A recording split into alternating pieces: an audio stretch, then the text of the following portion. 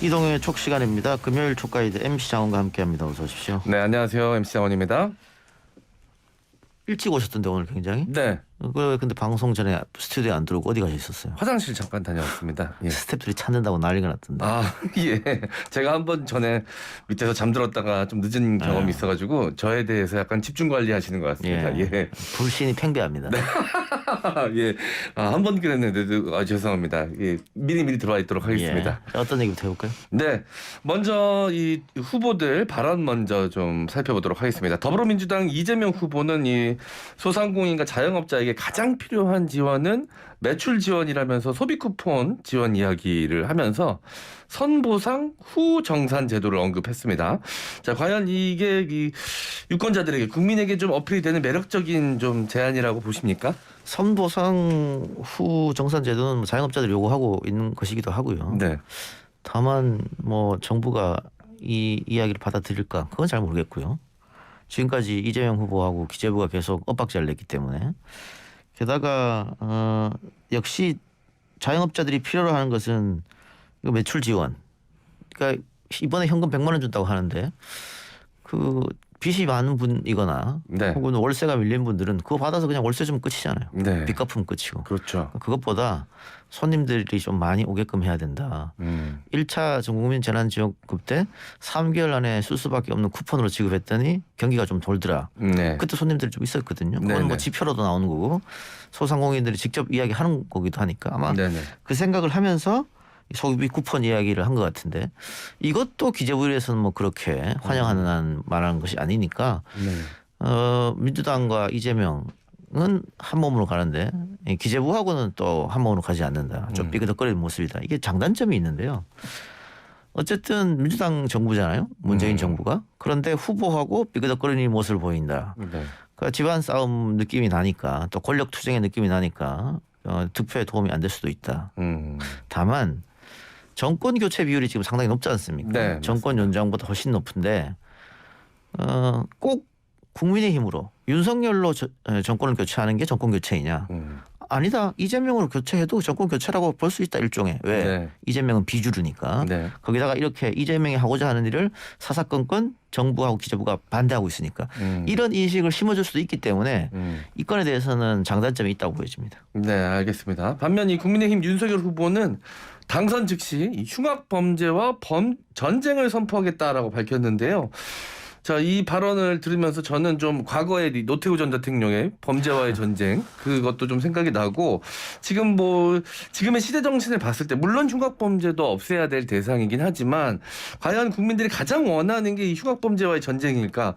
표현 전쟁이라는 표현도 좀 그렇고요. 좀 과거로 회귀하는 듯한 느낌이 좀 들었거든요. 저는요. 어떻게 들으셨나요? 그 군사 정부에서 쿠데타로 집권을 했기 때문에 정통성이 없지 않습니까? 그러다 보니까 국민들한테 인기를 끌기 위해서 네. 어느 정도 정당성을 부여하기 위해서 박정희 때는 국토재건단을 만들었고 네. 전두환 때는 삼천교육대를 만들었습니다. 그래서 네. 우범자를 다 이렇게 한 군데 모아가지고 깨끗한 사회를 만들겠다. 지금 생각하면 말도 안 되는 일이지만 그때 그렇게 했고요. 나중에 노태우 전 대통령은 어쨌든 국민투표를 뽑힌 사람이니까 네. 이런 건 못하고 범죄와의 전쟁을 한 거잖아요. 네. 근데 지금 뭐 노태우가 범죄와의 전쟁 할 때처럼 길거리에 깡패들이 뭐 있는 것도 아니고 지금도 사실은 전 세계 비교하면 대한민국 치안이 탑입니다. 그렇죠. 예. 굉장히 안전한 나라로 네. 꼽히죠. 그리고 외국인들 한국 오면 깜짝깜짝 놀라는 거 아니에요. 네. 길에 지갑 떨어져도 한국인들은 그대로 다 찾아준다. 네. 뭐 이런 것부터 시작해서 카페에서 노트북 두고 화장실 갈 수 있는 유일한 나라라고 예. 하더라고요. 새벽 2시, 3시 길거리에 혼자 다녀도 아무런 문제 없다. 네. 뭐 그런데 지금 흉악 범죄와의 전쟁을 선포하겠다. 그래서 흉악 범죄 안 일어나게끔 미리 어떻게 대처한다는 건지 네. 아니면은 형량을 막 강하게 아주 높여가지고 하겠다는 건지 조금 뜬금포 같아요. 네. 그러니까 제가 이동형 촉 시간에 과거에 한번 얘기한 적이 있는데 윤석열 후보는 본인이 검찰에서 26년 일했던 그런 것들을 좀 뺄 필요가 있어요. 그런 이미지를. 네. 그러니까 검사만 26년 했는데 과연 대통령을 잘할 수 있을까? 경제, 안보, 국방, 외교, 문화, 예술 잘할 수 있을까? 좀 의심이 들잖아요. 네. 네. 그렇기 때문에 검사 이미지를 좀 털어내야 되는데 네. 윤석열 후보 측근으로 분류되는 사람들이 지금 다 검사거든요. 네, 맞습니다. 오히려 강화시키고 그 이미지를 이렇게 흉악범죄에 전쟁하면 역시 검찰 출신이니까 이렇게 인식시킬 수 있잖아요.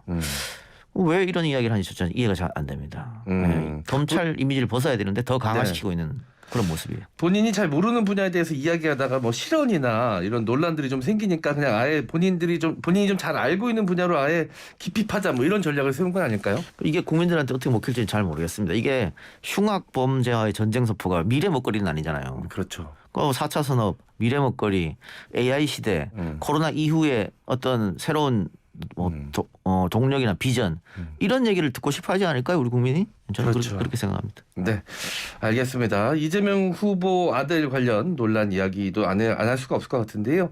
이재명 후보의 장남이 이 불법 도박에 이어 이 성매매 의혹이 제기가 됐습니다. 이 마사지를 받으러 갔다 온 이야기를 커뮤니티에 올린 글이 지금 공개가 돼서 이런 논란이 생긴 것인데요. 이 후보가 이제 본인이 아니라고 하니 믿을 수밖에 없는 상황이라고 이야기를 했는데 어떻게 보십니까 이런 대응? 사실 이거는 뭐 지금 상황에서 알 수가 없죠. 네. 뭐 후보 아들이 거짓말을 하는지 진실을 말하는지 알 수가 없는 상태인데 뭐 경찰 조사에 맡길 수밖에 없다. 경찰 조사가 지금 들어가고 있으니까. 네.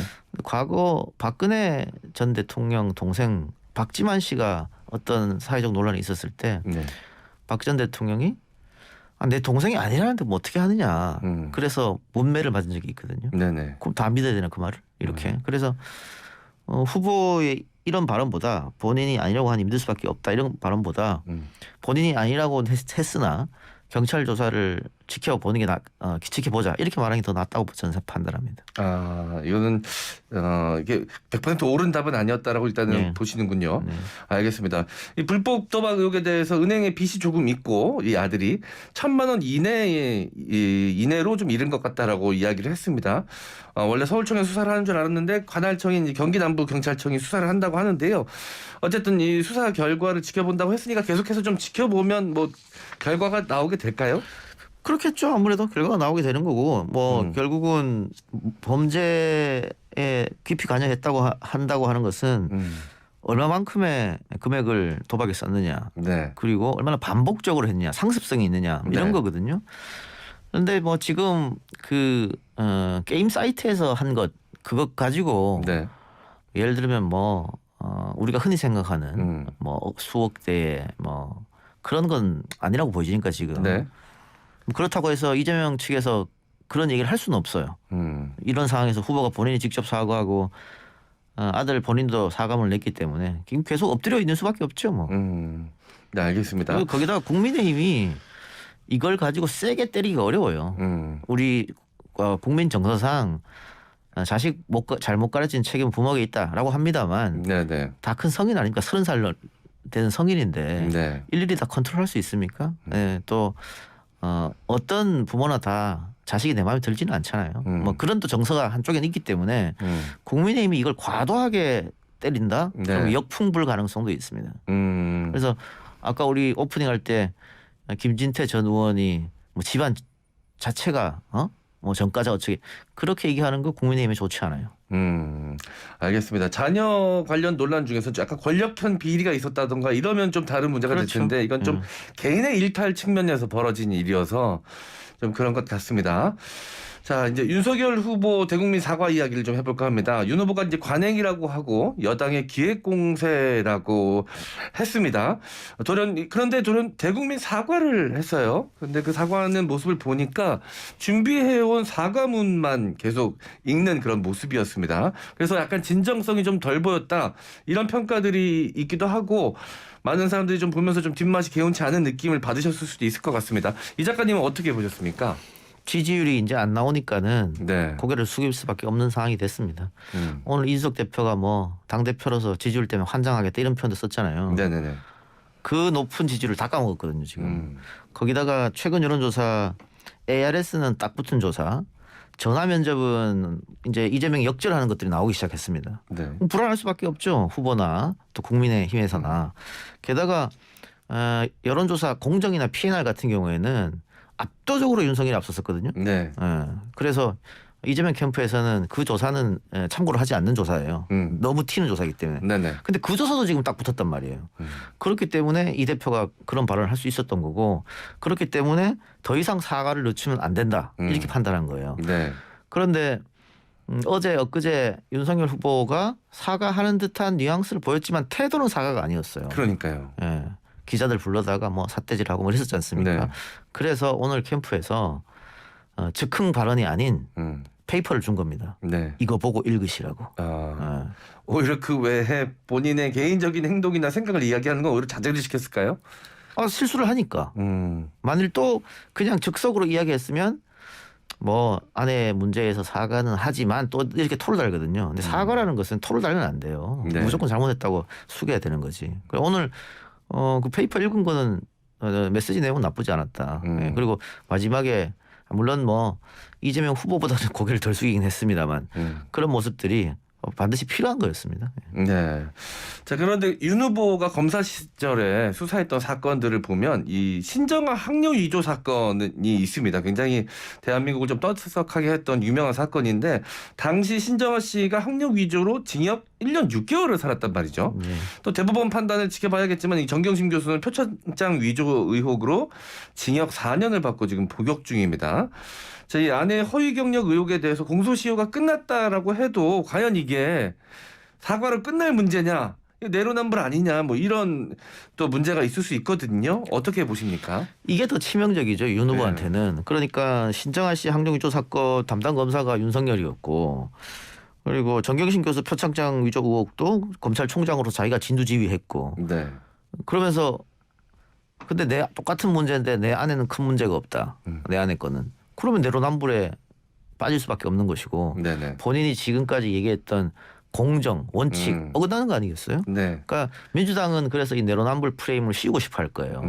그렇기 때문에 이재명 후보가 자신의 아들 건에 대해서 즉각 사과하고 고개 숙이고 토 안 달고 한 것도 지금 어렵게 윤석열 후보한테 내로남불 프레임을 씌웠다고 생각하는데 자신이 또 거기 또 내로남불에 빠지면 안 될 거 아니에요. 그래서 네네. 즉각적으로 고개를 숙인 거고 일부 민주당 지지층에서 쉴드 치지 말자 아들 건에 대해서는 뭐 유튜버들도 다 정신 차려야 된다. 이거 실드 치면 또 우리가 내로남불에 빠진다. 네. 그런 것도 다 이유가 있는 겁니다. 그러니까 윤석열 후보한테 그런 프레임을 씌웠는데 우리가 똑같이 가면 안 되기 때문에. 그러니까 윤석열 후보로서는 이 내로남불 프레임을 빠져나오는 거 지금 쉽지 않아 보여요. 그렇기 때문에 사과는 했습니다만 과연 국민들이 어떻게 생각할지는 좀 모르겠습니다. 네.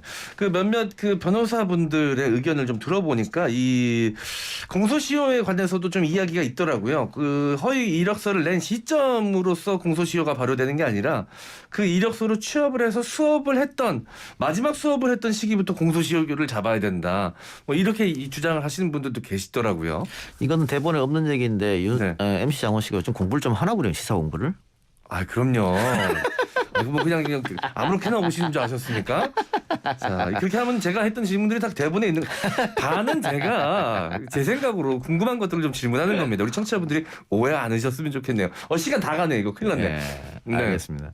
그런 주장이 있죠. 네. 그런 주장이 있기 때문에 아마 시민단체에서 그 부분에 대해서는 고발을 할지도 모르겠다. 예. 그런 생각도 드네요. 그러니까 법리적 해석이 따라야겠지만 그렇죠. 예. 예. 어떻게 해석을 하게 될지 그것도 좀 궁금합니다. 근데 지금 후보가 사과했다고 해서 끝나는 문제는 아니고 그 YTN 단독 보도로 지금 이 사태가 촉발됐는데 YTN이 전부 다 오픈하지 않았어요. 네. 그럼 뭐 후속 보도가 또 있을 수 있겠군요. 언론사의 뭐 특성이기도 한데 네. 제 말씀은 뭐냐면 아직 여러 건이 더 남았다고 하는 거예요. 그래서 후보는 일단 사과를 했지만 네. 김건희 씨 본인이 또 사과할 필요가 있는데 사과하고 나서 또 더 큰 게 터지면 어떡합니까? 또 사과할 수도 없잖아요. 네네. 그래서 아마 지금 좀 다른 후속 보도를 기다리고 있는 게 아닌가. 네. 알겠습니다. 국민의힘 당내에서 이 김건희 전단팀 구성에 착수했다는 소식이 나오고 있습니다. 담당할 인사로 최지현 부대변인, 양금희 의원, 원희룡 전 제주지사의 부인인 강윤형 씨가 이제 거론이 되고 있다고 하는데 이 김건희 전담팀 어떻게 보십니까? 필요하죠. 필요한데 사실은 이렇게 사람을 붙이는 것도 중요합니다만 원칙을 잘 정해놓으면 돼요. 그러니까 김건희 씨가 개별적으로 언론사 전화는 받지 마라. 개별 언론 접촉은 하지 마라. 근데 그 얘기가 아주 오래전부터 있었는데도 계속 받으시니까요. 뭐 한 세 번 받았어요. 네. 예. 그리고 모든 언론 인터뷰는 당 공보팀을 통한다. 네. 그리고 하게 되면 질문지를 사전에 받는다. 네. 뭐 그리고 녹화인지 생방인지 결정한다. 뭐 이런 것들 원칙을 정해놔야 됩니다. 네. 근데 지금까지는 김건희 씨가 전화를 좀 안 받다가 적극적으로 네네. 받아서 계속 문제가 됐거든요. 네네. 받아서 문제가 안 된 적이 없습니다. 항상 받아서 문제가 됐으니까 또 이번에 크게 한번 홍역을 치렀으니까 이런 이제부터는 뭐 이렇게 기준을 정해놓으면 본인이 좀 판단을 할 수 있지 않을까 뭐 네. 그런 생각이 드는데 네. 뭐 김건희 전담팀 이 워딩을 누가 이야기했는지 모르겠습니다만 네. 이걸 국민의힘에서 먼저 꺼냈다고 하면 네. 이것도 굉장히 전략적으로 미스죠. 네. 약간 전술적으로. 부정적인 이미지가 좀 그렇죠. 있어요. 김건희 전담팀이 수사팀 같은 느낌이 있어요. 네. 뭐 언론에서 썼다면 모르겠습니다만 전담 의전팀 뭐 이 정도면 또 희석이 좀 될 텐데 전담팀 하니까 전담 수사팀이 먼저 떠오르는 좀 느낌이어서 그렇습니다. 그래 어쨌든 지금 뭐 선거가 80여일 남은 상황에서 가족들 리스크가 터지면서 좀 이전 투구 양상으로 흘러가는 모양새인데 이렇게 되면 안타까운 건 정책이 실종된다는 거거든요. 지금 YTN 단독 보도 이후에 정책 이야기를 거의 하지 않았지 않습니까? 네. 그리고 국민들도 이렇게 되면 더더욱 정책보다는 자극적인 제목의 기사를 클릭할 수밖에 없거든요. 뭐 언론들도 마찬가지 그렇게 따라갈 수밖에 없고 그래서 정책이 실종된 대선이 치러질까 봐 상당히 걱정이 되는데 앞으로는 네거티브는 이제 좀 그만하고 포지티브 경쟁을 좀 했으면 네. 하는 생각입니다. 오늘 이동의 촉은 여기서 마무리하겠습니다. 지금까지 촉가이드 MC 장원과 함께했습니다. 수고했습니다. 감사합니다.